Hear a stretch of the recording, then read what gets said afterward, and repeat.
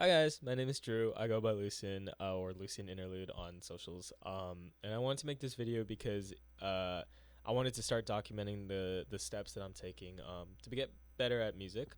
Now today, about an hour ago actually, I just got back from my first, technically second, but first ever real vocal lesson. Um, I've never known how to sing.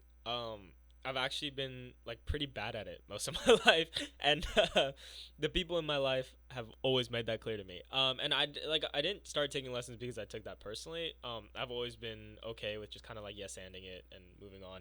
Um, but I did want to be good at something, and as much as I love sports, uh, as much as I love sports, I think that like creative hobbies appeal to me way more. I do love making music. I love writing songs. Um, and I'd love to be able to sing the songs that I write. Especially because I just don't know anybody else in my life that sings. I don't ever see myself becoming a career musician or a career singer. But hey, I'm having fun, and at the end of the day, I think I'll always consider myself a songwriter first, even if I were to somehow get like a crazy range and like be super successful as a singer. Like in my mind, I would consider myself a songwriter first and foremost. But anyway, that's not the point. The point is, um, this video is very misleading because I said the title of the video is probably going to be my vocal lesson or my first vocal lesson or something like that. But one, it technically wasn't my first vocal lesson. It was my first real one. Okay, the first one was like a trial, like sort of like sample thing. Shout out to my vocal teacher and stuff like that. But the second way it's misleading is, I just said that I wanted to start documenting like the first steps of like my music making process, and that's not true either. I've been making music technically since like 2022, but to say I've been making music for 4 years is kind of a disservice to myself because I didn't really take it seriously. I was, I mean, and this is where people start, so no shame to people who are still in the stage of their their music making journey, but you know, I was just kind of ripping like loops off of like cymatics and like Looperman and like throwing some trap drums over it and calling myself like, oh my god, like I'm the next Metro Boomin, like I'm the Metro Boomin of Irvine, California. Like, no, right?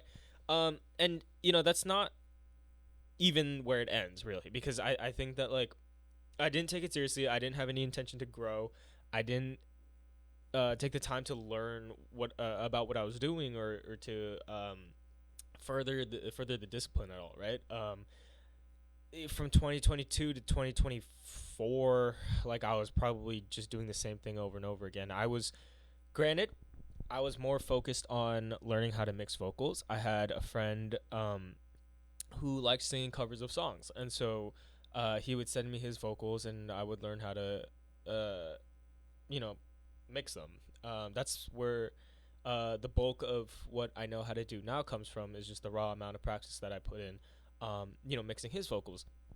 And I'm grateful for that time, but I do think that that time could have been more efficiently spent. And so, if someone were to ask me now, like, when did you start making music? The answer I want to give them is last year. Last year is when I first picked up my like an instrument seriously. I didn't start playing an instrument until I was 20 years old, which is a little embarrassing, or it might have been 19, but it's like a little embarrassing, but also, I mean, everybody starts somewhere. And again, like I said, like I wasn't training from 6 years old to be a career musician. This is something that I started as a hobby and grew into something that I genuinely loved. And so I don't have a ton of like shame in starting too late. That being said, everything inside of me says that I should have started sooner. And I've held that mentality for the better part of the last year. But recently I've been coming to terms with the fact that, hey, maybe it's okay that I started this late, because it gave me time to really think about what kind of music I wanted to make. And this next bit is not a shot at anybody. This video is probably gonna get like 12 views anyway, so I don't know who would even take it as a shot if they took it at all. me being the person that I am, I would want to hop on kind of like the bandwagon, right? I was born in '05. If you look at a lot of the prolific artists, who are not like super mainstream, but are doing what they do now, I'm gonna give you some examples. The first one being Glaive. Glaive was born in '05, and he blew up on the hyperpop scene back in like 2020. And like, to me, if I had started making and putting out music when I was 15, I 1000% would want to be like Glaive. I would sit there and watch Glaive on YouTube and be like, I want to be a hyperpop guy. And then what would probably happen is I would pigeonhole myself into only being a hyperpop guy. And then anytime I try to expand my sound, people would be like, oh, I missed old Lucian. No, blah, blah, blah, blah, blah, blah. Also, I probably would have picked a cringier name than Lucian. I think Lucian sounds dope. But anyway, the next example I'm going to give is an artist named Bixby. He is an Asian American artist from Orange County, just like myself. And he started off also, actually, he kind of fell into the same loop that I did, or that I mentioned that I think I would have fallen into. His first like one or two songs are kind of like these gimmicky hyperpop songs, and I'm okay with saying that because he said it himself.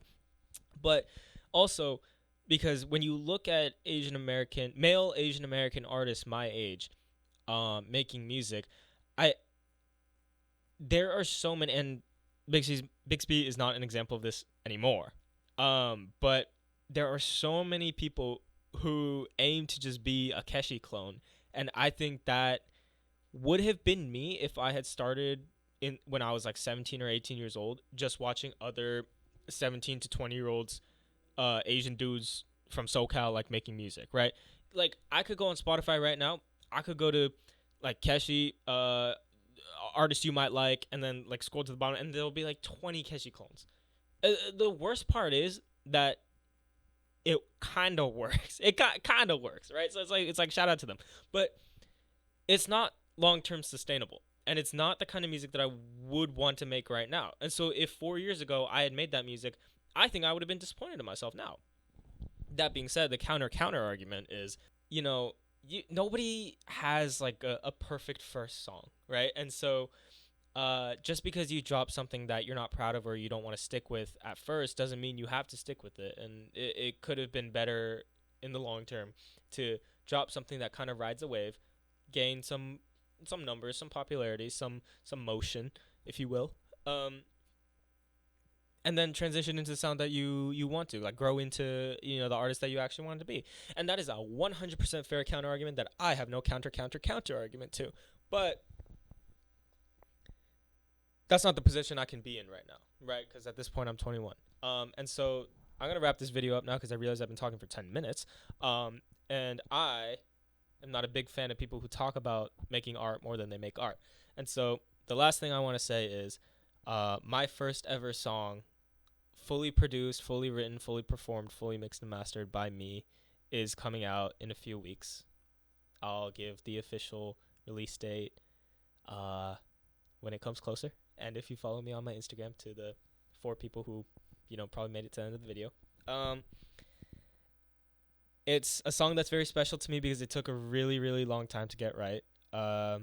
Both, 1, because of my laziness and inefficiency, and 2, because it's in a very emotionally charged song, and I wanted to get it right.